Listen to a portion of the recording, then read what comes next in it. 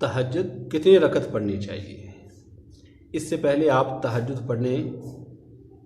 کے متعلق کچھ چیزیں میں آپ کو بتاتا ہوں، آپ پہلے وہ سن لیں، اس کے بعد پھر انشاءاللہ یہ بھی ہم بتائیں گے کہ تہجد کی کتنی رکعتیں پڑھنی چاہیے۔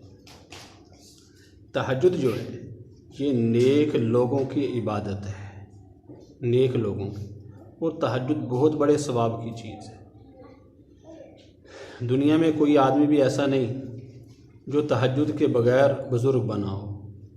ہر بندے نے جو بھی اللہ والا بنا ہے، بزرگی کی لائن میں آگے گیا ہے، وہ تہجد پڑھ کے ہی گیا ہے۔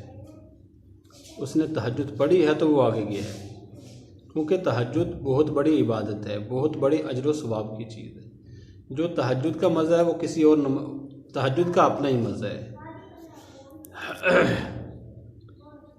وہ کیسے ہے تہجد کا اپنا ہی مزہ؟ بھائی باقی سارا دن ہم دیکھتے ہیں کہ نماز پڑھی فوراً مسجد میں سے دوڑ گیا، جماعت کے ساتھ نماز پڑھی فوراً باہر کو دوڑ گیا، لیکن تہجد میں کیا؟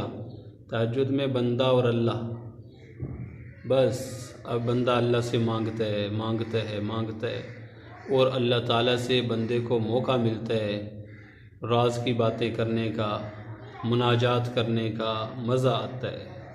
اس وقت ذہن بھی فریش ہوتا ہے، کوئی مصروفیت بھی نہیں ہوتی، اور وقت بھی بڑا برکت والا ہوتا ہے۔ اس وقت کا ایک اپنا ہی مزہ ہوتا ہے۔ اس لیے میں کہتا ہوں تہجد ضرور پڑھنی چاہیے، تہجد ضرور پڑھنی چاہیے۔ اب ہم کہتے ہیں کہ تہجد کا ٹائم کون سا ہے؟ اس میں آپ نے یہ یاد رکھنا ہے کہ اگر آپ کے لیے اٹھنا مشکل ہے صبح کو، آپ تہجد کا ثواب حاصل کرنا چاہتے ہیں، تو آپ عشاء کے وتروں کے ساتھ ہی 2 رکعت تہجد کی نیت سے نفل پڑھ کے سو جائیں گے تو آپ کو ثواب مل جائے گا۔ میں یہ کہہ رہا ہوں بہتر یہ ہے کہ صبح اٹھ کے پڑھیں، لیکن ایک بندے کو پتہ ہے یار میں نے ثواب بھی حاصل کرنا ہے، لیکن صبح میرے لیے اٹھنا بھی مشکل ہے، میں تھکا ہوا ہوں، خاص طور پہ آج تو بہت زیادہ تھکا ہوں، تو وہ کیسے؟ اس کے لیے بھی اللہ تعالیٰ نے بڑی سخاوت فرما دی ہے۔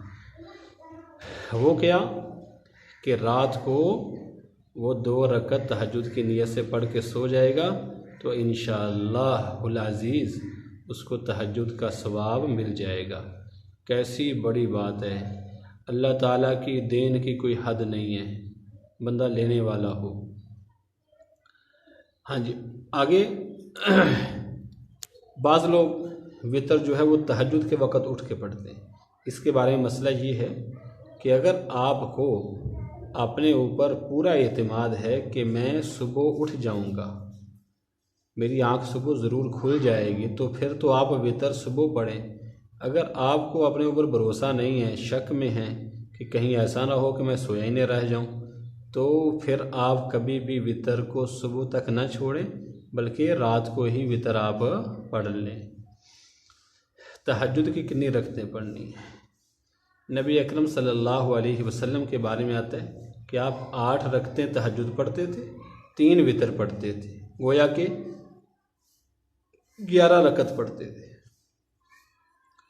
لیکن اس میں ضروری نہیں کہ آپ نے 11 رکعت ہی پڑھنی ہے، تہجد کی 8 رکعتیں ہی پڑھنی۔ آپ 4 پڑھ سکتے ہیں، آپ 8 پڑھ سکتے ہیں، 12 پڑھ سکتے ہیں، 16 پڑھ سکتے ہیں،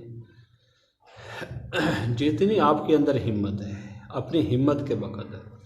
لیکن ایک بات اس میں یاد رکھنا ہے آپ نے کہ اپنی ہمت سے زیادہ نہیں۔